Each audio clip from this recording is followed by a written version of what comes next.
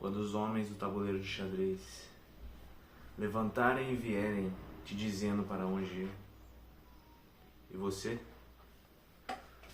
com algum tipo de cogumelo na mente, com a mente movendo-se bem devagar, vá até a Alice, pergunte para ela. Eu acho que ela tem a resposta.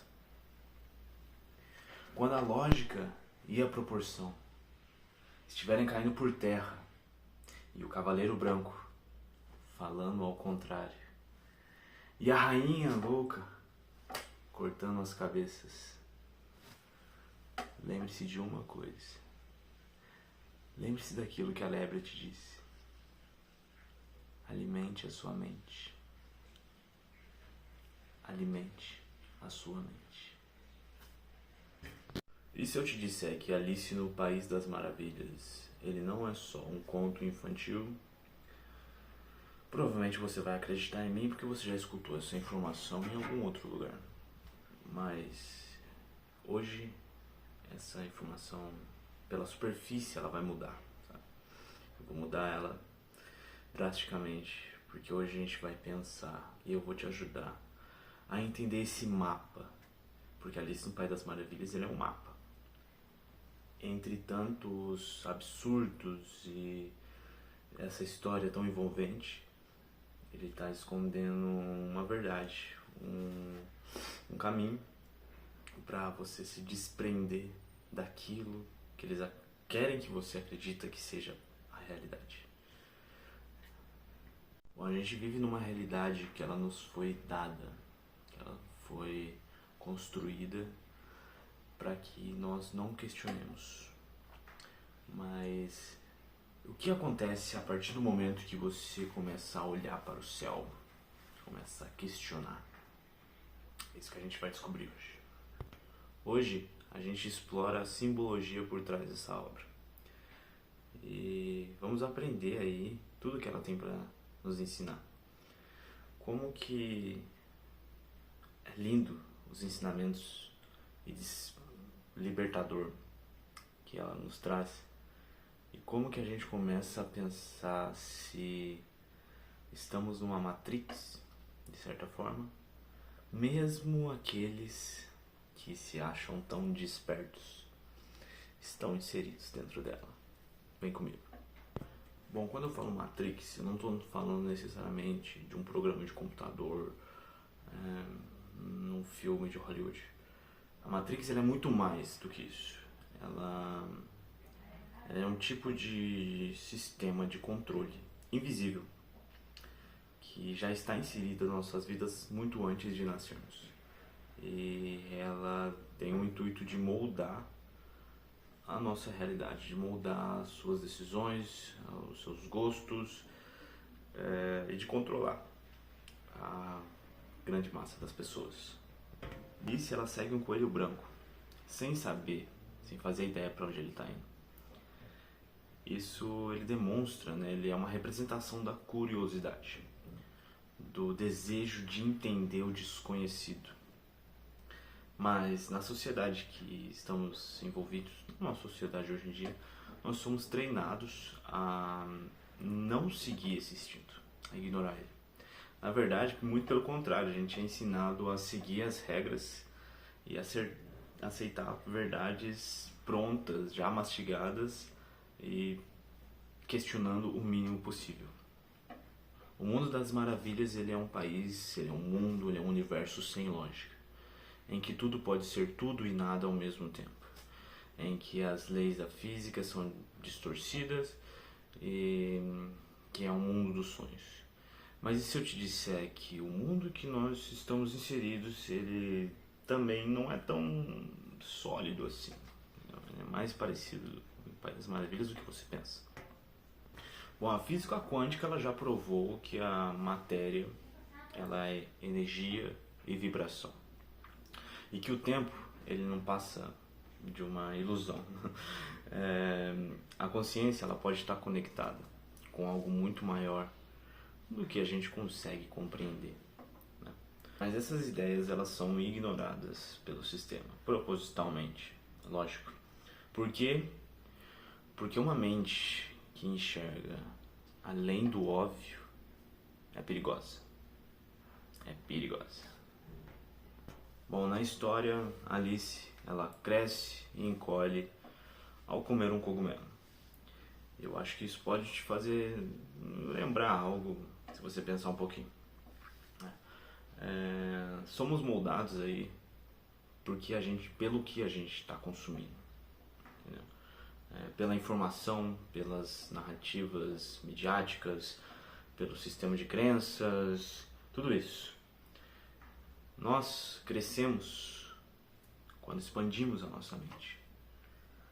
E também encolhemos quando aceitamos as verdades sem questionar.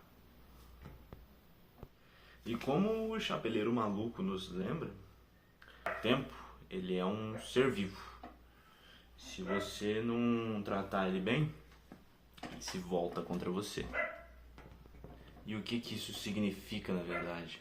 A gente vive uma corrida contra o tempo, sempre ocupados, sempre com pressa, distraídos, sem perceber que essa pressa, ela nos impede aí de ver a verdadeira verdade, né, das coisas, né, o que realmente está ali por trás. Bom, a gente tem o falso despertar, quando a Matrix, ela se disfarça de revolução. Eu encontrei muita gente falando sobre isso, né? Vamos lá. E se eu te disser que muitos acreditam em estar despertos, muitas dessas pessoas, elas ainda estão presas, na verdade. Elas acreditam que estão despertas, mas estão presas. E se a Matrix, ela não for apenas uma prisão de ignorância, mas também uma prisão de falsas verdades. A Alice, ela acreditava que ela estava explorando um mundo novo, né? Um lugar onde tudo era possível, né? Mas no final das contas, o Pai das Maravilhas, ele era apenas mais um jogo, um teatro de ilusões. E quantas vezes você já viu algo assim na vida real? Movimentos políticos, culturais, ideológicos que começam com uma revolução, mas acabam aí absorvidos pelo próprio sistema, corrompidos pelo próprio sistema. Muitas pessoas, elas acreditam aí que sair da Matrix, ela significa aí descobrir que o mundo não é o que parece. Que a mídia manipula, que os governos mentem, que há forças controlando o sistema. Mas descobrir isso aí não significa que se acordou, não. O que acontece quando alguém percebe que a realidade convencional é manipulada? Essa pessoa, ela busca alternativas, busca as novas verdades. Mas aonde é que ela vai parar no final das contas? No final das contas, a maioria dessas pessoas, elas param em bolhas, em novas narrativas aí, novas ideologias que no fundo são uma maquiagem aí, de versões iguais que não muda muito, entendeu? É só uma reformulação do mesmo tipo de pensamento com uma característica nova e que as pessoas acreditam que estão acordadas por pensarem daquele jeito, que estão vendo algo novo, que ninguém está percebendo, e que precisam lutar com todas as suas forças para proteger aquilo, mas na verdade não muda muito de quem você era, ou é só um ambiente novo, uma bolha nova, uma narrativa nova de controle para você ficar lutando, para você ficar protegendo e fazendo as coisas movimentarem de uma forma diferente. Já que você quer tanto mudar, eu vou te dar algo novo. Você luta por isso daí, acredita que é a verdade e tá tudo bem, continua rodando, o jogo continua. O sistema não tá nem aí se você é de direita, de esquerda, se você é cristão, se você é ateu. Ele não se importa com nada disso, sabe? Se você acredita na ciência, se você acredita em teorias das conspirações, desde que você continue dentro de uma narrativa que possa ser controlada, é do interesse do governo te manter ali, entendeu? A Matrix, ela permite que você se revolte, desde que a sua revolta ela continue sendo lucrativa. Aí agora a gente tem a indústria do despertar. A Rainha Vermelha, ela governa com medo e repressão na história da Alice. Ela representa o controle tradicional, Governos, instituições, dogmas rígidos. Mas e a Rainha Branca? Ela parece boazinha, fala com suavidade, promete mudanças, esperança, mas no fim faz parte do mesmo jogo. Na vida real, isso acontece o tempo todo, está sempre acontecendo ao nosso redor. Você percebe que está preso e busca um novo caminho, mas quem está lá para te guiar? Autoproclamados mestres, cursos de despertar de consciências, gurus da internet, vendendo uma nova forma de pensar, uma nova forma de agir, um novo dia, mas no fim tudo isso aí vira produto. A sua revolta, no final das contas, vira uma camiseta. O seu novo conhecimento vira uma mercadoria. E o seu desejo de mudança se transforma em mais um nicho de mercado. O sistema ele não precisa destruir revoluções. Ele só precisa transformar elas em alguma coisa rentável. Agora a gente entra no falso senso de liberdade. O Chapeleiro ele fala algo interessante aqui. Ele menciona, aqui todos são loucos. Mas loucos em relação a quê, no final das contas? Né? O que é a sanidade num mundo insano? O que é liberdade quando todas as opções que te dão já fazem parte de um jogo? Muitos acham que quebram a Matrix porque passam a enxergar uma parte dela. Mas não percebem que ainda estão dentro do jogo. Eles só conseguem ver as regras e acham que está desperto, mas não. O jogo continua rolando. No final das contas, a única forma de realmente escapar da Matrix é compreender que não existe um único caminho. Não tem um jeito certo, não tem uma coisa que você vai tomar e vai abrir completamente, vai uma chave que vai abrir somente uma porta e resolver tudo isso. Toda a verdade, ela é limitada quando imposta de fora. Que o verdadeiro despertar, ele não está em seguir outra ideologia, mas em aprender a questionar todas elas. No final do livro, Alice percebe que todo o País das Maravilhas era um sonho. Que as regras daquele mundo só existiam porque ela as aceitava. E se for o mesmo com a nossa realidade? Se o jogo só continuar porque insistimos em jogá-lo? Você está pronto para atravessar o espelho e realmente ver o que está escondido do outro lado? Mas eu te pergunto com muita sinceridade, você está pronto mesmo? Porque não é legal, não é bonito, é solitário. Você vê todas as pessoas ao seu redor ali e você não pode fazer nada, porque é um caminho pessoal. Você deixa tudo para trás e vai com as suas próprias pernas. Você está realmente preparado ou prefere continuar aí? É com você. Agora vem a parte que eu mais pensei para escrever sobre o cogumelo. O que isso, como é a metáfora e como isso ele é implementado ali no mundo de Alice nos Países das Maravilhas. Vamos lá. O cogumelo que expande a mente. Você já se perguntou por que um simples cogumelo tem tanto poder na história da Alice? Ele não faz apenas a Alice encolher ou crescer. Ele simboliza algo aí muito maior na história. Ele representa a transformação. Ele representa a chave para ver o mundo de uma maneira completamente nova. E na vida real, essa chave ela até que existe. Mas o que acontece quando alguém encontra essa chave de verdade? O que acontece quando o homem ele descobre algum tipo de substância, alguma coisa, quando ele descobre uma chave capaz de fazer com que ele pense mais, capaz que ele questione mais, que ele faça as novas conexões mentais, neurais, que ele veja a vida de uma forma diferente, de uma perspectiva que ele não estava vendo durante muito tempo?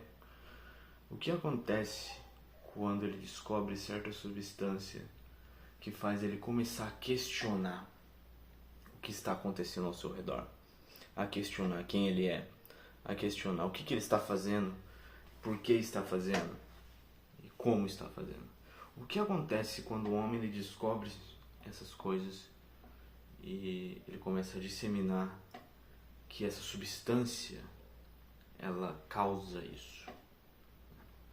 Eu vou te dizer o que acontece. O sistema entra em pânico, porque tudo que o sistema não quer é que você chegue lá, é que você pense, é que você tenha a coragem de pisar para fora dessa cerca, desse cercadinho que foi criado para você viver a sua vida. Quando você pega essa chave, quando você expande a sua mente, encontra uma forma de pensar fora desse sistema de crenças, você é um perigo. Porque se você vai e chama outras pessoas e as pessoas começam a ir, você vai começar a abalar as estruturas, porque você está saindo fora. E é tudo que o governo, que o sistema não quer que acontece. Digamos que a chave, que uma das chaves, não é a única forma. Eu não estou querendo te levar somente, sabe, para esse lado, te convencer disso. Mas eu falo por experiência própria, tá? Digamos que a chave disso tudo, do despertar de consciência para uma vida nova, ela não tiver aí existido em substâncias como a muscaína, como a psilocibina e até mesmo o ácido litérgico. Por que esses tipos de substâncias foram tão proibidas na história da humanidade, assim que foram descobertas? O que aconteceu quando a ciência ela começou a explorar as substâncias como uma forma de tratar doenças, curar traumas e até mesmo expandir a mente das pessoas? A resposta ela é muito mais simples e bem assustadora. Controle. Controle é a resposta. Durante a década aí de 50 e de 60, o mundo estava começando a compreender o poder transformador de substâncias psicodélicas. E cientistas e terapeutas estavam estudando aí o LSD e outras substâncias com ferramentas para transformar problemas psicológicos como depressão, PTSD e vícios até. Mas isso nunca foi aceitável por aqueles que dominam as estruturas de poder. Quando os pesquisadores eles começaram a falar sobre os efeitos terapêuticos de drogas psicodélicas, e tudo isso começou a ganhar destaque, o controlador ele entra em ação. Lá no fundo, tava com medo mesmo. Ele estava com medo não da droga em si, não que a droga fosse acabar com o mundo e que as pessoas iriam ficar viciadas e tudo mais. Porque se você estudar um pouquinho sobre esses tipos de drogas psicoativas, você entende que ela não ativa essa parte do seu cérebro. Você não pode ficar adicto a isso, você não pode ficar viciado nessas drogas. É assim, cientificamente comprovado que não acontece. No final das contas, eles não tinham medo das drogas, do que elas fariam com você. Mas eles tinham medo do que as pessoas poderiam fazer quando elas começassem a entender, a começassem a utilizar. Até onde as pessoas conseguiriam chegar com o poder de certas substâncias. Imagine que você tem um controle profundo de uma população inteira. Você manipula com medo, desinformação e vícios. Mas o que acontece quando essas pessoas começam a questionar tudo? Quando elas param de se importar com o que a mídia diz, com o que a política diz e com o que os bancos e corporações dizem. Eles se tornam imprevisíveis. E quando eles estão imprevisíveis, eles são perigosos. Perigosos para um sistema já criado, já moldado. Tudo que o sistema não quer. O governo dos Estados Unidos, por exemplo, ele declarou a guerra das drogas, né? Guerra contra as drogas, na década de 70, 80. Não porque elas fossem um tipo de ameaça à segurança pública, à saúde pública, mas na verdade porque elas representavam um desafio direto à estrutura de poder que controlava a sociedade. Simplesmente por isso. As substâncias aí como o LSD, os cogumelos psilocibinos, eles foram rotulados aí como perigosos, como subversivos e destruidores de mentes. Mas na realidade, o que eles estavam fazendo era simplesmente despertar a consciência das pessoas para uma nova forma de ver o mundo, o que é perigoso. Agora imagina aí que você é uma grande corporação farmacêutica, você é o chefe geral de uma corporação farmacêutica gigante, mundial, vendendo remédio que tratam os sintomas, mas que nunca curam as doenças. Agora imagine que você controla uma indústria de entretenimento que manipula emoções e pensamentos através de filmes, músicas, publicidade. Imagine que você é um governo que vive do medo, da divisão e da desinformação para se manter seu poder. O que acontece quando as pessoas começam a ver além dessa cortina? Quando elas começam a usar substâncias que expandam a mente e conectam com algo mais profundo. Elas começam a perceber que estão sendo manipuladas. E elas começam a questionar tudo aquilo que está inserido. E se você é parte desse sistema, se você é o homem atrás da marionete, você não quer que isso aconteça. Esse é o seu terror. As pessoas estão despertando. O sistema não está mais funcionando. Não pode acontecer. Portanto, a proibição de drogas psicodélicas, psicoativas, ela não foi uma questão de saúde pública. Nunca foi uma guerra. Questão de saúde pública. Ela foi simplesmente uma forma de continuar no poder, de controlar as pessoas. Porque estava dando resultado, já foi comprovado cientificamente. Não tem discussão, não tem opinião contrária a isso, porque tem pessoas que passaram a vida toda estudando sobre esses assuntos e tem artigos científicos e assim, comprovando a eficácia, em que tipo de tratamento isso pode ser bom, em que tipo de pessoas, em que tipo de indivíduos isso pode ser ruim, que não podem, porque também tem contraindicações, é lógico, né? Tem pessoas que não podem. Se você tem um quadro de esquizofrenia, você vai tomar algum tipo de coisa e isso vai agravar ainda mais o seu caso. Mas cientificamente existem artigos, existem estudos comprovando a eficácia de certas substâncias e mesmo assim são proibidas, são abafadas quando falado sobre. Provavelmente esse vídeo, se eu não contar com a ajuda de quem está assistindo para expandir essa mensagem, o algoritmo ele nunca vai levar isso aqui para novas pessoas, porque é contra. Eu estou nadando contra a corrente, mas por algo que eu acho importante as pessoas saberem, por algo que mudou a minha vida, por algo que me fez questionar muito mais o mundo que eu estou inserido. E de certa forma eu me sinto sozinho. São poucas as pessoas que vão tão longe e é muito gratificante quando você encontra alguém assim no seu caminho, na sua jornada. Mas eu quero mais pessoas nessa jornada. Eu quero mais pessoas andando junto comigo nessa. Por mais aí de 50 anos, a narrativa aí das drogas psicodélicas, ela foi distorcida e manipulada. Elas foram associadas aí com rebeldia, com violência e perigo. Mas na verdade elas eram a chave para um novo despertar de consciência que estava sendo ignorado. O irônico aí é que os estudos modernos, tudo que a gente anda descobrindo ultimamente, eles começam aí a revelar o que antigos xamãs e tudo mais já sabiam há milhões de anos atrás. Que